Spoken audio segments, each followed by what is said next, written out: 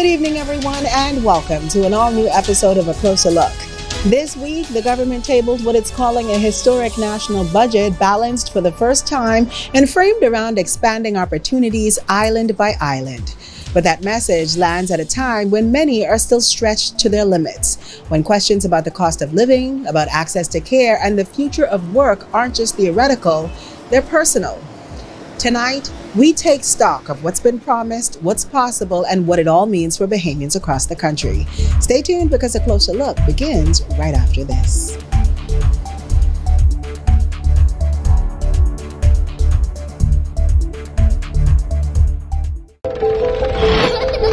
Every island in the Bahamas is unique, but our people unite us. We're ambitious, and with the right opportunities, we can achieve extraordinary things. That's why this year's budget makes historic investments in education, training, and upskilling for anyone ready to move from surviving to thriving.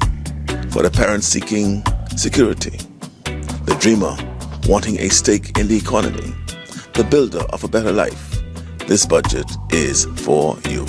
We are stepping into a new era of rapid change and real opportunity.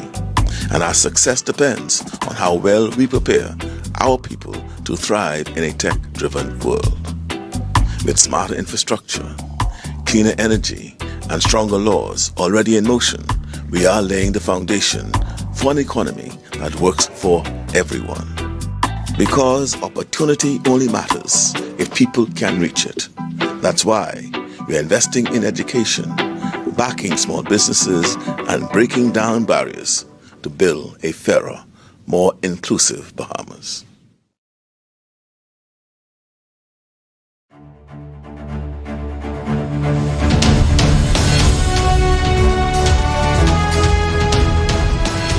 The 2025-2026 budget was tabled with some major promises, from new housing developments and small business grants to targeted investments in agriculture and youth programs.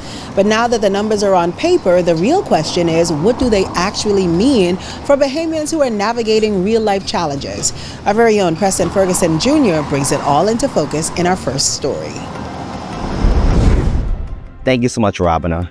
As the government prepares to unveil its latest fiscal roadmap under the theme Expanding Opportunities Island by Island, the big question is, how will this impact the Bahamian people? Prime Minister Philip Davis announced that the 2025-2026 budget delivered the Bahamas' first balanced budget since independence, with major investments designed to educate and empower Bahamians. We will continue to have incentives for Bahamians to get into business. We continue to support, institutions like the Small Business Development Center, give even more support to the Bahamas Development Bank. We have the Tourism Development Corporation that is doing some very exciting things in terms of getting Bahamians involved in tourism. We'll have some more, concessions and tax breaks that would impact people. In agriculture, funding has grown from 25 to 35 million, with grants, modern technology, and projects like the Golden Yoke Initiative bringing egg farms and hydroponics to family islands. Bahamians can look forward to seeing the development, more modern technology being applied, not just directly for farmers and fishers, but also in the health aspect of the food we eat. In neighborhoods across the country, the government is advancing new housing developments and expanding its rent-to-own program. We're going to be doing new subdivisions as well as the rent-to-own program, not just in Bispin Road, but also in Adastra Gardens. We're going to be looking at Pinecrest. We're going to be going through our family islands. And the idea is to ensure that every Bahamian, not just in New Providence, but throughout our family islands, have the opportunity to become a homeowner. The budget also pours into education and youth, expanding the National Breakfast Program, along with boosting scholarships by 30 million and supporting students from preschool to tertiary level.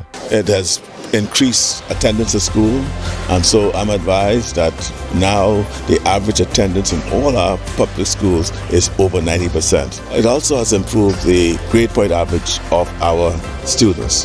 A good breakfast feeds a healthy mind. As the fiscal year unfolds, we focus on how the budget impacts Bahamian families, entrepreneurs, and farmers on the ground. Whether it's a home, a hot breakfast, or a shot at business success, the goal of this year's budget is clear: expanding opportunities for all Bahamians, one island at a time. Reporting for a closer look, I'm Preston Ferguson Jr. Back to you on the desk.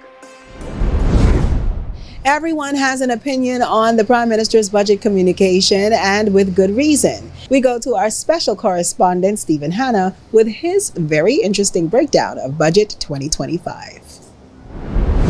You ever know what happened to your money? What is the budget? In one sentence, that's all the money that the government have to spend and what they spend it on. But I see you in the dock, rowing with the lawyers, and they dropping these big words on you. That's because they trying to confuse you. To understand the budget, you really only need to understand three things. How much money we have, or we think we have, what you want to spend the money on, and what's the most important thing to spend the money on. Revenue is whatever money the government make. So like hotel taxes, the VAT that you pay on the noodles, the customs you're supposed to pay on your jockey, but you lie on the wife and say, these jockeys ain't new, these my old jockey. And the custom officer know you lying, but the line long and he ain't trying to row with no big man over no jockey. All of that is revenue. Revenue is important because you have to have money to spend money. Doctors, police, teacher, roadman, the government got to pay all of them, but that's just the labor. All those people need tools and supplies, and the buildings that they in need to get repaired or expand. They money got to spend, and that's expenditure. But it's the thing, it's only so much revenue and everybody got ideas. See, some things can make us more money, while some things can save us money. And then some things you just have to do because it's the right thing to do. We got to figure out what the priority is. See, now you on the same page. All right, so let me give you an example. Like in my house, right? I can either buy the expensive Santa candles, but then I don't have enough money to pay BPL. So now I need more candles because my power off. Or I buy some cheap candles, put something on the light bill. Now I don't need to use the candles because why? My light ain't off. That's basically it. I mean, also there's like deficit and debt. So like, if you need to spend more money than you just make, that's a deficit, because you deficient. But you need things. You never short like 50 cents in the food store and ask the person behind you for quarter. You had a deficit. And then you had to borrow them 2 quarters and now you owe that person. So you was in debt, but you had to do it for the groceries. Sometimes the government is do that too. But unlike you who never paid that man back his 50 cents, the government is have to pay the money back with you. And that's everything you need to know to understand the budget. For more information on the Budget 2025, follow A Closer Look on all social media platforms. There's more of A Closer Look on the other side of this short break, so stay tuned.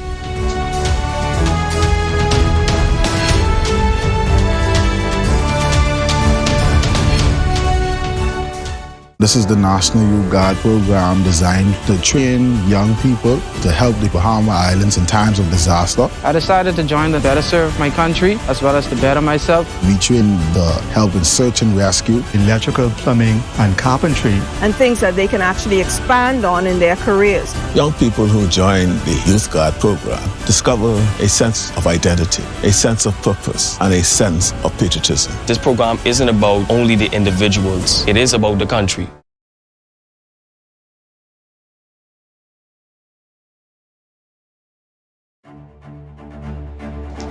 When a national budget is presented, it's easy to focus on the numbers. But what matters most is how those numbers show up in real life. In this next segment, we highlight a few Bahamians who have been directly impacted by the government's investments. Marcos Ambrister takes us through their stories. Marcos?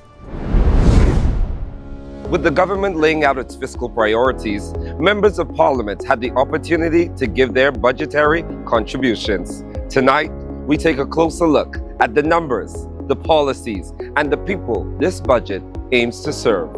As the budget debate begins, officials outline how public funds will be spent and what that means for national priorities. It lays out where the government will be spending money this budget period. It lays out how much money the government expects to take in, how much money the government intends to spend, and any shortfall or overage that we expect. It gives an indication to the public as to where the government is putting priority by the extent and the size of the allocations. The government's housing program is helping people like public school teacher D'Angela Delancey achieve their goals. From 25, I say I had to be a homeowner, but 30, this is still exciting and overwhelming. I am very overwhelmed of this decision, and I'm happy. I'm happy that they called me. Small business owners say budget support means more than money. It's a vote of confidence in Bahamian innovation. It is truly more than just funding. It shows that and symbolizes that organizations across the Bahamas believes in the potential of entrepreneurs. They believe in the ideas and is willing to bet on Bahamian innovation. This budget also boosts the orange economy, giving young creatives new opportunities through a national arts school. If this is what you really want to do, go ahead. And opportunity over here means putting this in schools, encouraging the children, hey, if this is what you really want to do, go ahead and do it.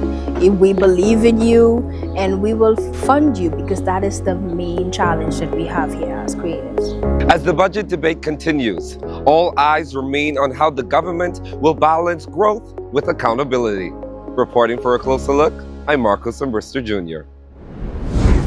Now, a lot has been said about preparing the next generation, but let's be clear. Preparation without investment is just talk and empty rhetoric. This year's budget includes specific funding for youth training, grants, and employment initiatives, all aimed at helping young Bahamians build real futures here at home. April Sands checks in with some of the young people, their mentors, and program leaders who are shaping what that future could actually look like. April? With such a huge demographic of young persons in the country, specifically under the age of 35 years old, this year's 2025-2026 budget focuses on the investment of youth through efforts like training, entrepreneurship, and international opportunity.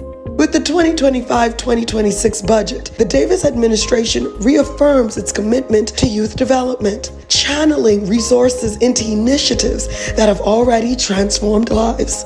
Yeah, I think the recent budget definitely shows more opportunities coming out of the Ministry of Youth. The Prime Minister talked heavily about the fiscal responsibility of the government, the VAT reductions, and the surplus of the budget. And so I think when I hear surplus, I hear more funds for youth and for youth programs in the ministry. We look forward to upskilling our young people. There are so many different sectors. There's going to be a lot of interagency work, whether it's through the Ministry of the Public Service and labor with the National Training Agency, whether we're looking at the National Apprenticeship Program, the Polytechnic Program, so many different things, even with Ministry of Education and technical and vocational training. Throughout the years, programs like the Small Business Development Center, CAPUS, TDC, Met Cadets, and the National Youth Guard, they have all given young people the access to training, funding, and real pathways to success. From a young age, I wanted to serve and give back to my country, and I grew up a part of the Royal Bahamas Defence Force in this program. The training and the knowledge I get from the National Guard program go along the basic training from the Royal Bahamas Defence Force to make the one to better myself when time for me to get for duties. The government helping with funding has helped us tremendously. When it comes to all the different initiatives I've joined, when it comes to SBDC, the training blueprint that they did, it was so filled with a lot of meat in there, what you need as a business owner, CEO, or just startup.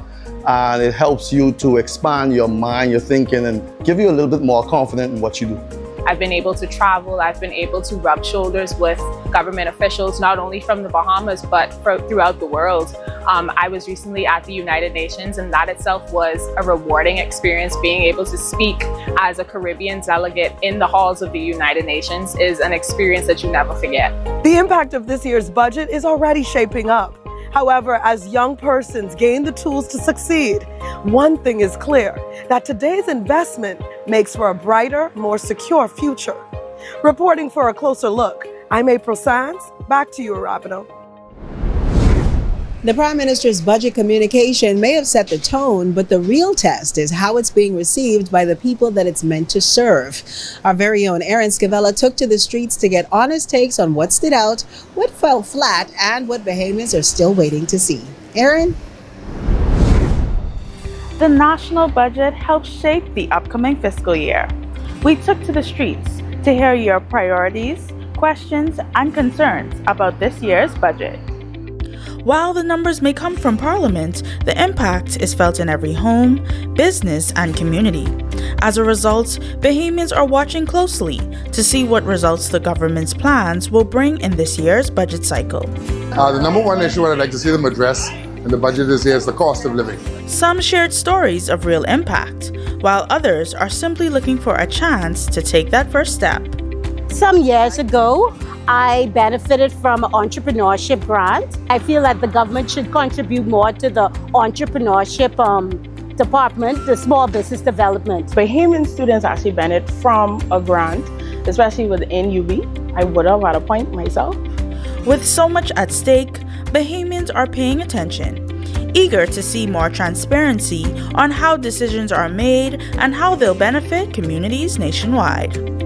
I would definitely want our government to make sure that as much as possible they let us as citizens know exactly what's going on and somehow allow the Bahamian citizens to have an input on how the budget should be spent. Government has its reasons for spending money the way that it does, and I believe that as long as they are transparent, then we should be okay. Whether it's starting a business, going back to school, or simply getting ahead, Bahamians are full of ideas for how this budget could open doors. We need to be aware of all the bids that's available. If they really come through on monetization for social media, I think a lot of Bahamians' lives would be changed. So the government needs to put stronger focus on young men, and that'll be a game changer for me. From the capital to the family islands, the concerns and questions seem somewhat similar. But now, we wait to see how this year's budget reflects the needs of the people and how it can help build a better tomorrow. For a closer look on the go, I'm Erin Scavella. Stay with us, there's more show right after this.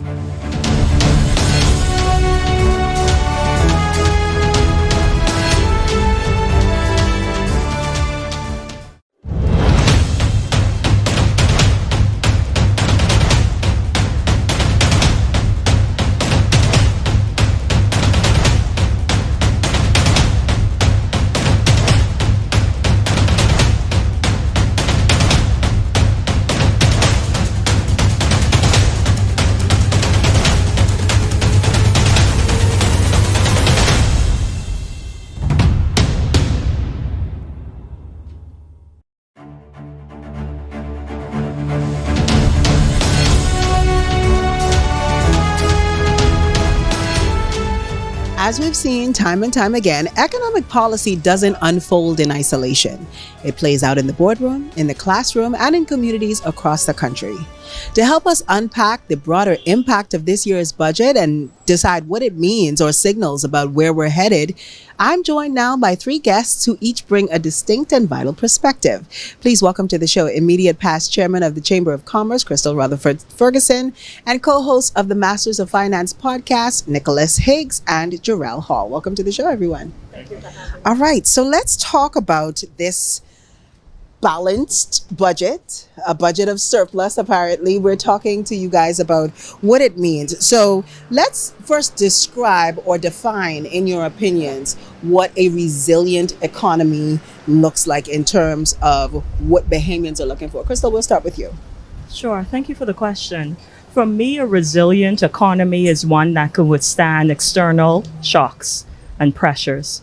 And particularly that looks like an economy where you have a stable job market, where you have families that have access to credit and to essential items that they need to run their household. Mm-hmm. That also looks like a government that is responsible with their spending. I note that this government in the budget communication today did talk about a budget surplus. From everything that we've been told and heard today, we know that this is the first time that a government has planned a surplus, but that's what a budget is. A budget is, in fact, a plan. Gentlemen, you guys discuss finance in a way that is really easily consumable. Were there any points from today's budget communication that really stood out to either of you? Well, I mean, it's good. Like Crystal mentioned, that we're gonna have a balanced budget, but I think what's more important as well is to understand how that plan is actually executed. I tend to advise businesses and work with budgets pretty frequently, so it's always good to get that plan sort of implemented. But what needs to follow is the actual action to execute on it.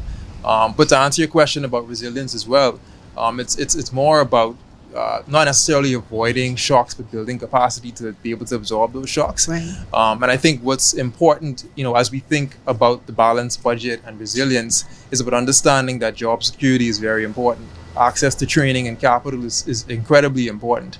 And so I think Bahamians really want to be able to not only hear that, but see that. And I think that, given what has been mentioned so far, that, it's pretty positive to know that we're heading in that sort of direction. Your partner talked about, that upskilling, the building of capacity, and that's something that the contribution spoke a lot to. Do you think that Bahamians are ready to take advantage of those upskilling opportunities, and what could that potentially mean for the work of growing the economy? Very good question. And so when you're looking at the resilience, first off, you're looking at finance resilience and also your infrastructure being resilient. That means your lights on, it's affordable. That means that there's good water sources on some of these smaller islands, internet access. And so by creating that infrastructure, you now increase your capacity for what persons can do on those islands.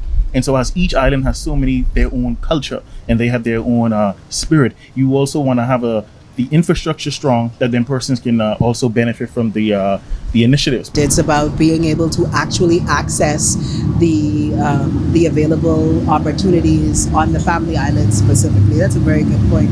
Can you speak to perhaps to, and I guess this question is to all of you, but how does the private sector play a role in shoring up our financial sector, and how do they support the work of growing the finance sector as we know it?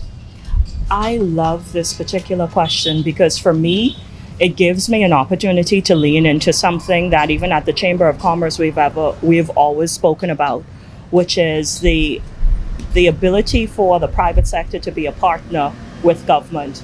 And you could do that through very, very many different ways. One in particular is through the PPPs, the public-private partnerships. It is something that private sector, government tout.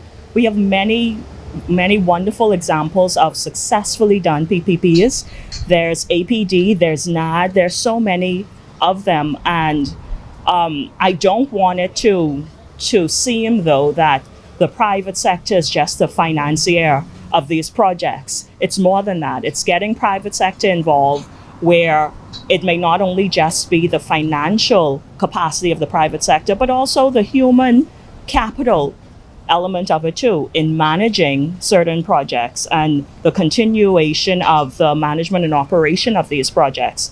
Anything to add, gentlemen? Go first. Well, I think this is a great question. I think sometimes, like Crystal says, you kind of immediately go in the direction of financing. And yes, that's the bridge in some instances for funding projects, etc. But I think it's super important to also remember that, public-private partnership is important, yes, but obviously, I think for a long time, Bahamians, entrepreneurs have heavily relied on government to sort of help to propel them. But I think it's important that we now, sort of remind ourselves and use it as a clarion call to understand that we have the power in the private sector to come up with these innovative ideas so that we can push things forward that would benefit the country and use financing as a bridge to get there. And also have that wrapped up in the legislative agendas of the government as well. So I guess then my next question is, are there enough incentives? Are there enough initiatives that are, encouraging that level of partnership between the private sector and government? I would say the foundation is strong, but it has a lot more to go. You look at organizations such as what Tourism Development Corporation, they're doing, the home away from home vacation rental. That is a very big program. And so does everyone know about it? And so you also look at the Bahamas Development Bank, where I most recently was the managing director. You look at all the initiatives they have as well. Does everyone know about it? Not all the time are people aware of what the SBDC Venture Fund does. And so I think more information needs to get to the public on it. But at the same time, the private sector needs to do more to engage these entities with what they're working on. If you're looking to establish, if you want to lend to somebody, you can approach BDB and work with them, and you can use their system for that. If you want to lend to someone but they need a guarantee, you can approach SBDC and get the guarantee. There's there's a lot more we can do, but there's a lot more that exists currently as well. Absolutely. Well, I want to know from all of you, I guess, in these final moments, how can we balance short-term affordability? Because that is really something that Bahamians are looking. They want to be able to afford their lives, even just the basic necessities. So how do we balance, giving Bahamians more affordability with long-term fiscal health? Because some, people will complain about taxes, but taxes is how we fund the country. So, there's definitely a balance that needs to be struck there, obviously. And so my question to you guys, I guess the final question of this segment is, how do we balance that? And what does that look like? Well, I think first it starts with making sure that you're not outspending the revenue that you're getting in. So presenting a budget that has a surplus is a step in that direction, a positive step, in fact, in that direction. A lot of times we hear about financial literacy, but for many that may be a pie in the sky ideology, and we need to really determine what that means in our homes, what that means for our businesses, and how, as the average person on the street, we could implement these things to really benefit them so that they understand how to plan for the future. I think this kind of, like you said, wraps up everything we've talked about very succinctly. Mm-hmm. And what comes to mind is, this is the point, and this question points to where discipline meets imagination, right? Mm. Because what's important is to understand that, you want to ensure that the investment is made in what currently works in the current model with a thought and forethought for what's coming in the future, right? And so how do you delineate between the two strategically enough that you have both benefits simultaneously? Yeah. And so I think to persons who talk about minimum wage increases and who talk about roadworks and those sort of things, those are things that will happen, and I think that they are happening. Obviously, there's lots of work to do still, but it's important to remember that as we talk about resilient economy and balanced budgets and talk about long-term versus short-term, we have to ensure that we think through every facet of that. But I think the important takeaway here, and Crystal again mentioned something very sort of direct, the budget and the exercise is a high level of macro exercise. But in our own households, we have to go through the same exercise and make good decisions. Absolutely. Well, I want to thank all of you for being here and participating in this conversation. I'm sure these conversations will continue, and we want to thank you again for being here. Thank you. Thank you so much. Thanks again. Ladies and gentlemen, there's more of a closer look right after the break, so stay tuned.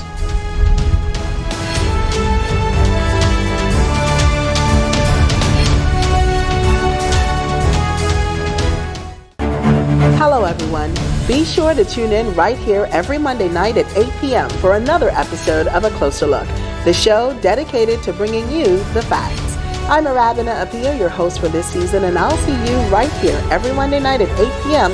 on cable channel 212.